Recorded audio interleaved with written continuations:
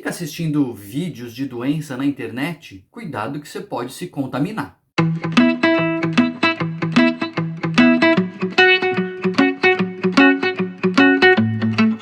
Hoje a gente vai falar de um fenômeno muito interessante, que é essa contaminação, esse contágio pelas redes sociais, pela internet. Como assim, Daniel? Como é que a gente pode se contaminar? A gente está vivendo a pandemia e a gente tem que ficar distante, tem que se falar pelas telas, né? Pelas mídias sociais. Como é que isso também pode ser uma fonte de contaminação? Pois é, pode ser uma fonte de contaminação de uma doença que não é uma doença infecto-contagiosa, mas de doenças que são causadas pelo nosso estado psicológico. Teve um caso muito interessante que aconteceu na Alemanha em 2019. Tem um youtuber, o Jan Zimmermann, que ele tem um canal que faz muito sucesso, assim, parece que é um dos campeões de audiência do YouTube na Alemanha, entre os jovens, e ele faz um canal sobre a sua própria doença. Ele tem síndrome de Tourette. A gente já tem vídeo aqui no canal, né, sobre o que é essa síndrome de Tourette. São tiques complexos, que envolvem movimentos, que envolvem vocalizações e etc. E ele fala do que é a vida com a síndrome de Tourette. Até aí, putz, bom, né, porque é uma pessoa famosa falando que, olha, eu tenho essa doença, isso ajuda as pessoas a terem mais consciência da doença, diminui o estigma, enfim, tem vários aspectos positivos em a gente dar voz, a gente dar publicidade, a gente explicar o que é e etc. Bom, até aí tudo bem. Só que o que aconteceu em 2019? Alguns médicos começaram a perceber um aumento muito grande de sintomas muito parecidos, se não idênticos aos do tal Zimmermann.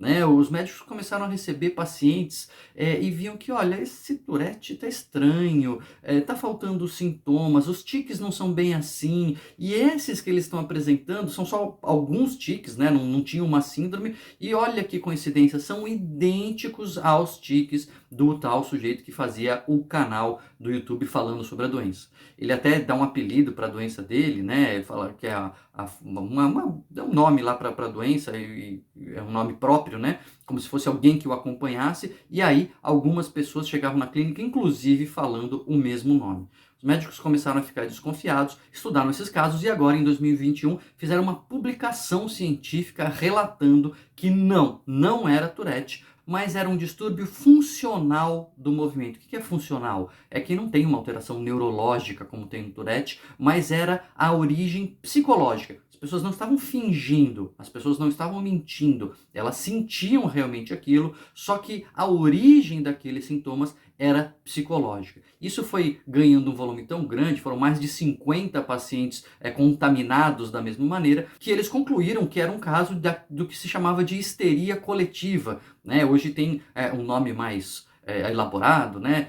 Mass Sociogenic Induced Disorder. É uma doença de massa gerada sociologicamente, né? Socialmente, pelas relações. É lógico que não é todo mundo que vira aquilo, todo mundo que entrar em contato com aquilo vai ficar doente. Então não é contagioso igual filme de terror, né? Quem olhar esse vídeo ficará doente. Não é isso. Mas pessoas mais suscetíveis, pessoas mais predispostas, pessoas que sejam mais sugestionáveis, que tenham uma relação mais intensa com a pessoa, né, que se identifiquem muito com a pessoa que está com aquele sintoma e depois se identifiquem entre si, muitas vezes, elas podem ser convencidas de que aquilo também as está atingindo. Sabe quando você vê uma coisa sobre doença assim na televisão e você começa a sentir, será que eu tenho isso? Você fica um pouquinho preocupado e depois logo desencana, né? Não, essas pessoas começam a pôr aquilo na cabeça e vai entrando na cabeça delas, eu acho que eu tenho, eu acho que eu vou ter, eu tenho, e aí elas começam a apresentar sintomas realmente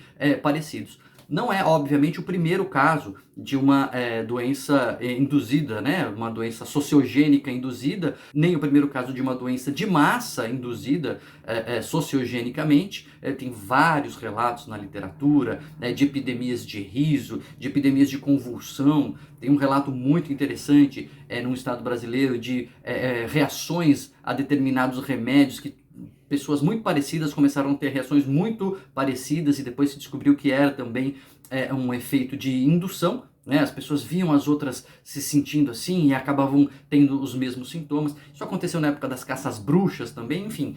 É um fenômeno antigo que a gente tem na humanidade, só que é a primeira vez que ele é documentado por ocorrer nas mídias sociais. Esses pesquisadores que descreveram o problema, eles até dão um nome, né? Eles dão o nome de uma doença de massa induzida por mídia social.